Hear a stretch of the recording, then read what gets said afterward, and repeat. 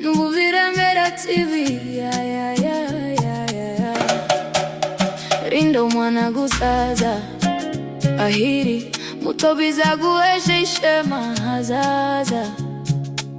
Umva aya makuru kureba TV cyane ku mwana uri hagati yo kuvuka kugeza ku myaka bishobora kugira ingaruka zitari nziza ku mikurire ye, cyane cyane iyo bimara igihe kirekire cyangwa bikamusimburira igihe cyo gukina no kuganira n'ababyeyi.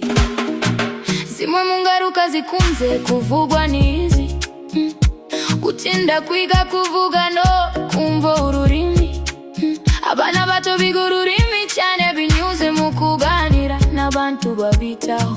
Iyo bamara igihe kinini bareba TV, babura amahirwe yo kuganirizwa no gusubiza, bikaba byatuma batinda kuvuga, kugira ikibazo cyo kwita ku kintu attention. Amashusho ya TV ahinduka vuba cyane, bigatuma umwana amenyera ibintu bihinduka vuba. Ibi bishobora kumugora kwibanda ku bikorwa bisanzwe bisaba gutuza no kwitondera, kubangamira imikurire y'ubwonko. Mu myaka mbere y'ubuzima ubwonko bukura cyane binyuze mu gukina, gukorakora ibintu, kuririmba no kuganira n'abantu. TV ntisimbura iyo mikoranire y'ingenzi.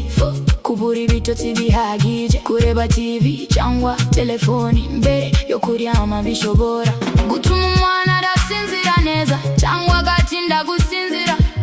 Kugabanya igihe cyo gukina no gukora imitozo.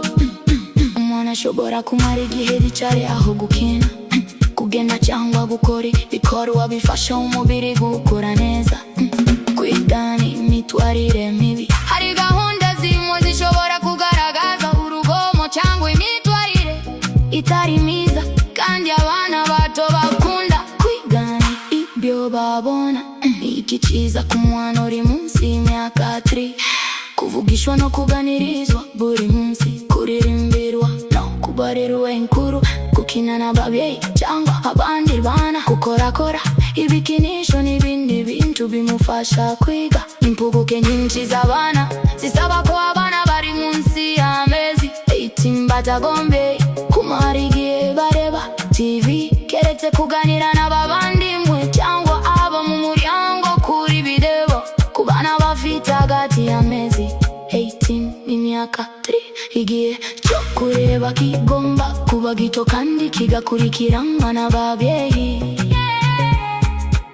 Soje mvuga Go TV intabo irera, oya ejo hazaza abana bacu hategurwa na